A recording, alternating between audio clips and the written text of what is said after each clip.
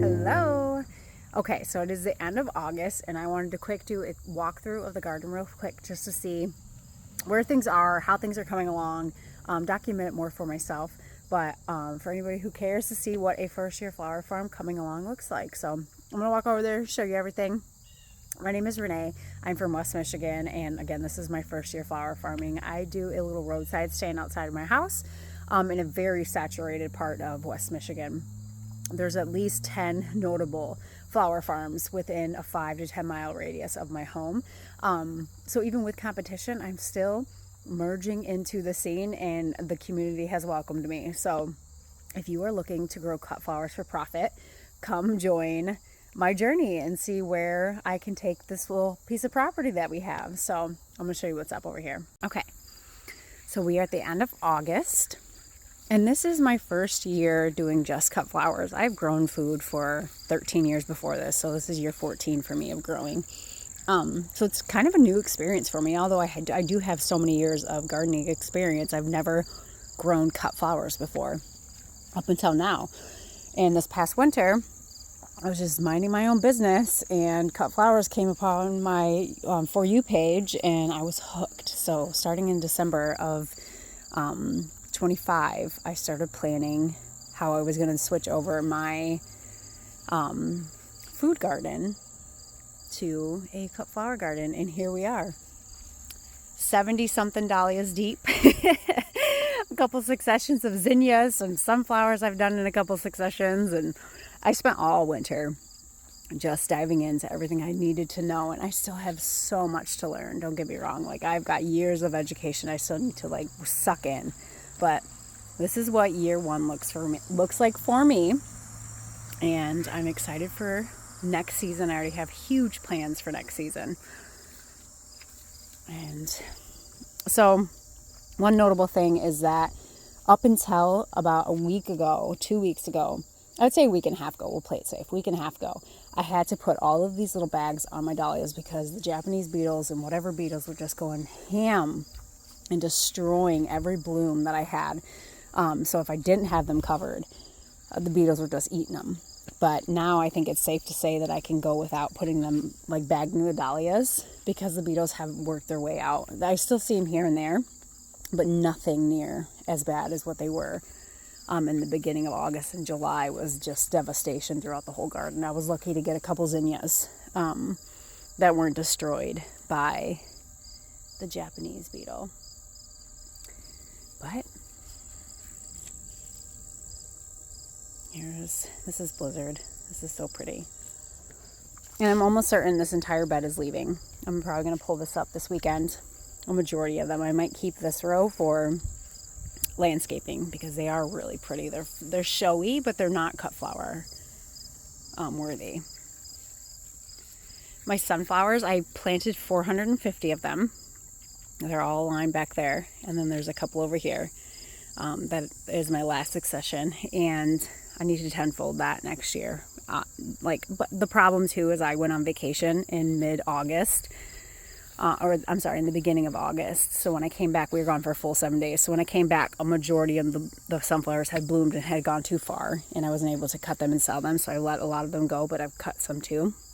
So I have to readjust my vacation schedule to accommodate cut flowers, or adjust my successions to accommodate my vacations. So that is something I have to work on, because if you know me, you know that I live for travel. So this is the Johnny's Aurora mix, which I don't think any garden is complete without. I'm definitely going to be growing so much more of these next season. So impressed. They seriously glow. There is something so strange about, not strange, but something so appealing to the color combinations. It just glows. It's so cool. Definitely a must. And then next to it is Johnny's Ballerina, which I will grow again next season, but not as extensive as I did now. This is the second succession I did of these.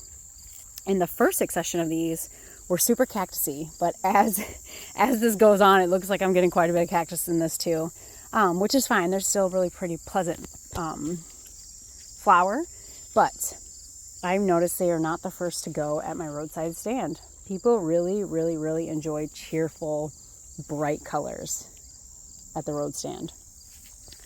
The zinnia patch that was sacrificed to the Japanese beetles that are starting to come back now that the beetles are gone. This van, they were just devastated by beetles, but such a cool color combination. I love those. And then purples, I've realized, I don't know what is going on with my list today. I'm sorry if it's noticeable. It's driving me nuts. But I noticed that I put so much purple in a lot of my bouquets, and I love it. So I'm going to be growing so much more of the purple zinnias. I don't really reach for cosmos like I thought I would, but I still will grow them next year just to give them another try. Some more. This is all my Gomphrena, my Celosia. These were snaps. My first successions of zinnias. Bachelor buttons, some asters, a little bit of yarrow. Some more zinnias. This was my filler bed. I made the same mistake that most first year flower farmers make, is there's not enough filler. You use more filler than you use of anything else. So I need to go ham on that next season too. I keep saying ham like I'm raising pigs, but Sweet Annie is probably my favorite scent on the planet. So whenever I'm out here, I come through and I give my hand a little rub and smell it. But yeah, this is it for...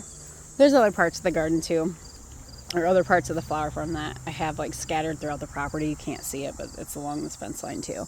I'm not going to walk over there to document. There's not enough to, but yeah. I am new to this talking to a camera that no one's in front of or no one's listening to. So it's probably going to be awkward the first couple times I do this, but I definitely want to start documenting my journey on how I'm changing my vegetable garden into a flower farm. And next season is going to be so awesome. I already started killing off grass here, and on the opposite side of this fence, I'll just walk over there. This is lined with blackberries and raspberries, and I'm going to keep those in here because those are fun to nibble on. But outside of the fence, I started laying down a really long, I want to say it's probably 50 to 75 feet. I have to go out there and measure it. But I want a couple of those. It's going to be all dahlias outside of the fence, and then inside the fence will be all the things that I have to worry about deer munching on. And then when we get rid of the pool, which we're still debating on whether or not that's going to happen. Sometimes our kids use it, sometimes they don't, so we have to have like a serious conversation with them. My husband just buried all the wiring for it. And we have clay soil, so that was a pain in the tush to dig up all, to trench it all. And then they're kind of deciding that they no longer like it, so... I don't know. We have to talk about it and see what their plans are with that. But so if the pool goes, this will become growing space as well, fenced in growing space. But yeah, anyways. So again, my name is Renee, and thanks so much for hanging out with me. And I hope you have a fantastic day, and hope to see you in the next video.